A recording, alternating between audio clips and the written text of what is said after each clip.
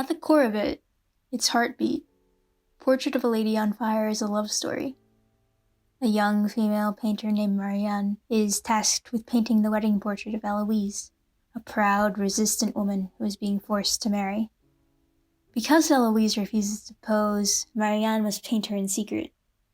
But over time, and despite Heloise's approaching marriage, the relationship between the two women deepens. As I said, a love story. Of course, it's also so much more than that. Portrait of a Lady on Fire is a meditation on desire, an examination of memory, an ode to art and to work, and a reframing of the idea of gaze. Here, I want to explore yet another facet of the story. Absence. How absence is central to Heloise's struggle with society and agency. How it subtly but importantly informs the main love story. And how it all culminates beautifully in the climax of the film.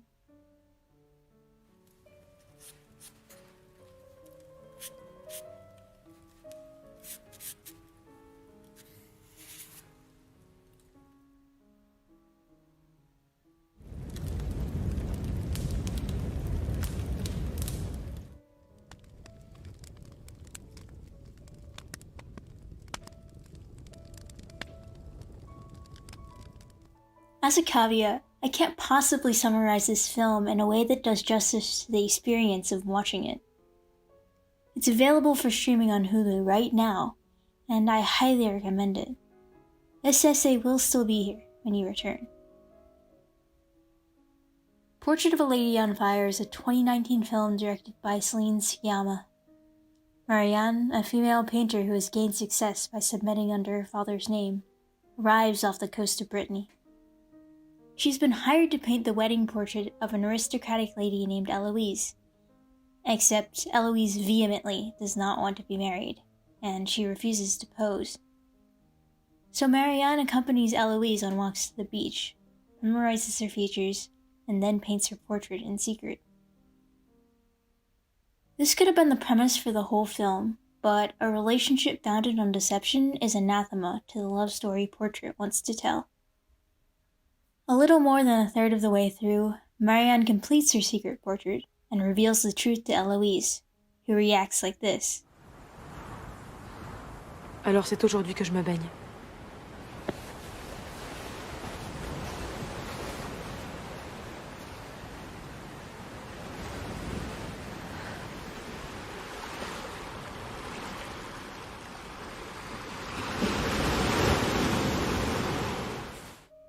We'll get back to that. After returning, Heloise critiques the portrait. Realizing the truth in her subject's criticism, and feeling dissatisfied with her work, Marianne destroys it. Heloise tells her mother that she will pose for Marianne instead. In the following hour, left alone on the island with their friend and maid Sophie, Heloise and Marianne's relationship deepens. They increasingly desire each other, yes, but as importantly, they increasingly recognize each other as an artistic and intellectual match. The lines between who is looking and who is looked at blur. So do the lines between artist and subject. When they finally kiss, after all the patient build-up, they do so as equals. But it can't last. Marianne and Heloise finish the portrait, a testament to the solidity of their relationship, and a reminder that society, in the form of Heloise's marriage, looms on the horizon.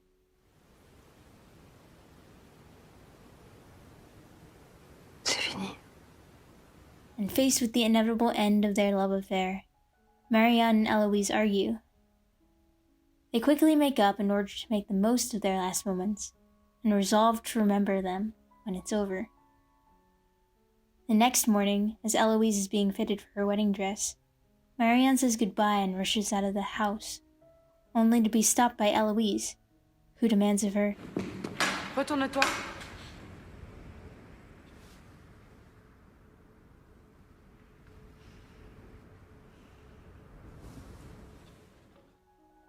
The film ends with two absolutely gut-wrenching codas, but we're not going to talk about them in this video. They comprise one of the best endings I've ever seen to a film, and really, there's no way to properly put it into words. I won't even try.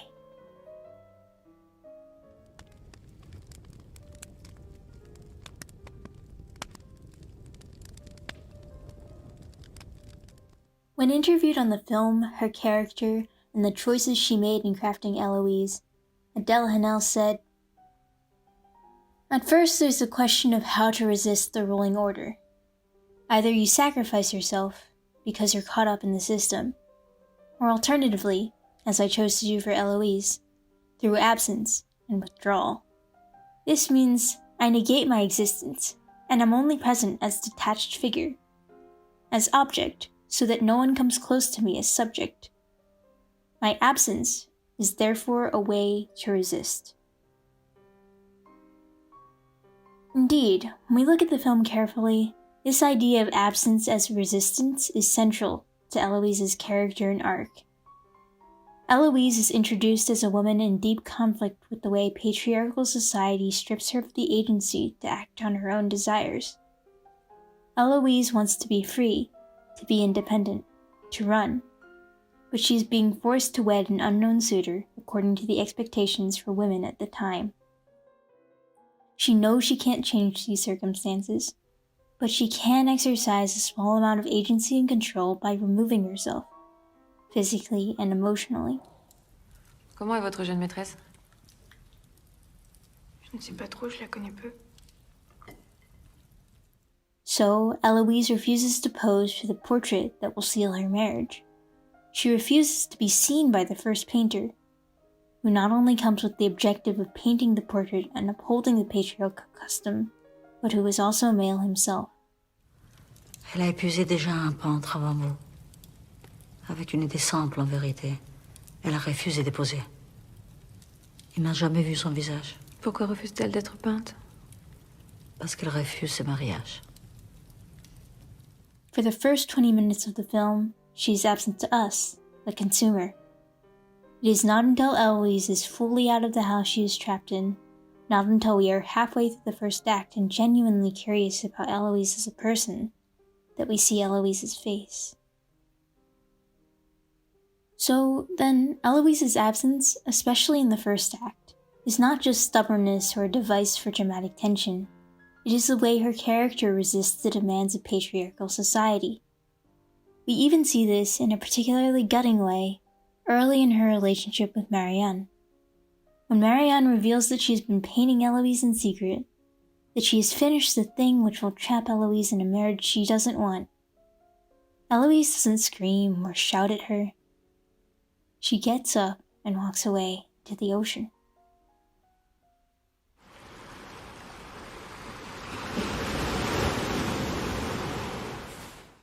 But then Heloise falls in love.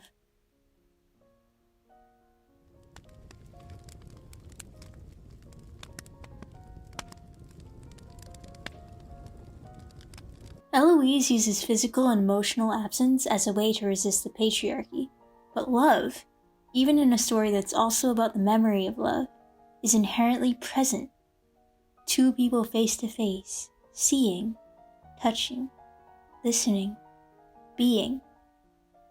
Throughout the rest of the film, then, Heloise's desire for Marianne, to love, to be present, is in constant tension with her instinct to resist and choose absence. She wants the small amount of control absence gives her over society. She wants Marianne. The tension is subtle and easy to miss, but it's there. For instance, Heloise only agrees to pose when her mother, the person who is most pushing the marriage, is set to leave. It is only when this pressure is gone, in this brief span where Heloise does not need to resist, that we see her at her most present. Fittingly, this is where Heloise and Marianne's relationship truly grows, in the hours looking at each other, and they're joking and challenging, and learning and losing at cards, and still, at the kiss on the cliffs, this high point of love and presence, Heloise runs. Heloise's struggle between absence and presence, resisting a reality that hurts her versus engaging in her desires, becomes more clear toward the end. Heloise's mother returns, bringing with her the weight of the approaching marriage, and an actual man, as if to rub it in. In their argument over the finished portrait, we see that love has indeed changed Heloise. Instead of simply running from Marianne outright, as she did in the first act or after the kiss, Heloise actually stays and argues with her. She remains present. Angry, but present. All the way until the end. Then she runs. Heloise runs, but like in the first act, like with the kiss on the cliffs, love wins out over absence. Heloise turns around and forgives Marianne, and they spend their last night together. And then...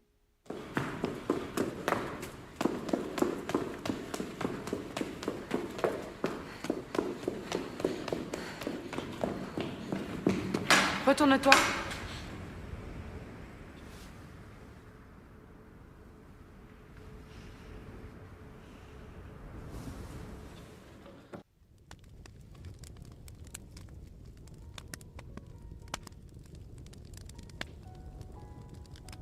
Of course, this moment is a direct callback to the story of Orpheus and Eurydice that Marianne, Heloise, and Sophie discuss earlier in the film. Elle lui adresse un adieu suprême, qui déjà ne peut qu'à peine parvenir jusqu'à ses oreilles, et elle retombe à l'abîme d'où elle sortait.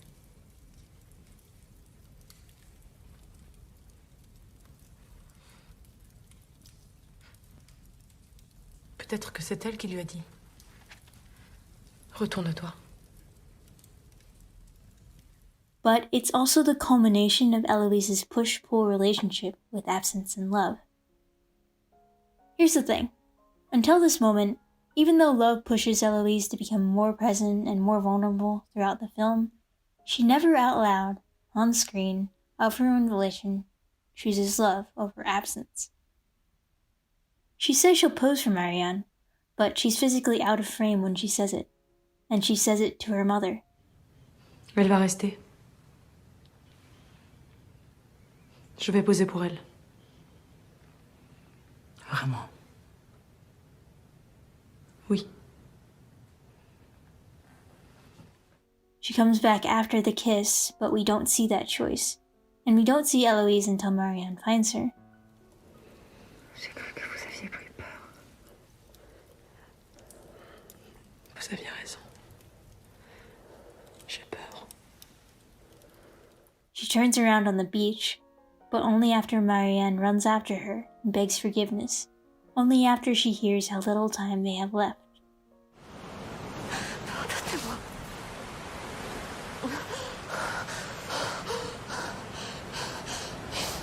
Pardonnez-moi.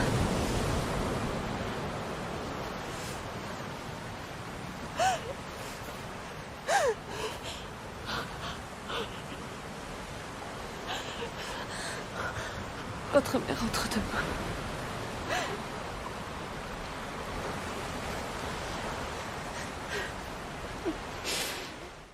This is not to say the relationship is one-sided, of course. Heloise and Marianne's love is very clearly one of equals, where both parties understand each other and have agency. But it does mean we haven't seen Heloise at her crisis point yet. The point where Heloise has no more time to run, and nothing, not her mother, not walks on the beach, not even painting, hide behind. The point where she has to choose definitively, absence and power, or love and hurt. This, right here, is the crisis point. Here it is Marianne who runs, and Heloise, instead of letting the absence lie, follows. When Heloise says, "Turn around," or more implicitly, "Turn around and look at me," she is choosing the pain of love and presence over the emptiness and control of absence. And it's truly beautiful. Here is a character who could only find agency in negating herself, demanding to be seen, to exist for one more moment, to love for one more moment. Through love, Heloise finally commands power in existence. The thing about Orpheus' myth is, until he turns around, he doesn't know if Eurydice is following him, like some sort of cruel Grecian Schrodinger's cat. In some versions, this doubt is what makes him turn around, so anxious to see if Eurydice is actually there. Perhaps if Eurydice was really the one to say, "Turn around," she meant, "I am here. I followed you as far as I could. Even if death comes to claim me, turn around and see me. Turn around and know how much I love you." Portrait of a Lady on Fire is a love story. It's a love story told through patient gazes, through work and art, through gorgeous cinematography and a ton of chemistry. And it's told through Heloise's journey from absence to presence, from detaching herself as a form of resistance and control to demanding to be seen in order to love and be loved for one more moment. Heloise's arc is not that she has to give up her anger and her absence altogether, nor is the film's world escapist enough to allow Heloise to eschew the patriarchy entirely with the power of her love. No, Heloise's arc is allowing herself the vulnerability to love a woman who truly sees her, and to love as long as possible, despite the looming of society. To find the power in her existence, and resist through loving.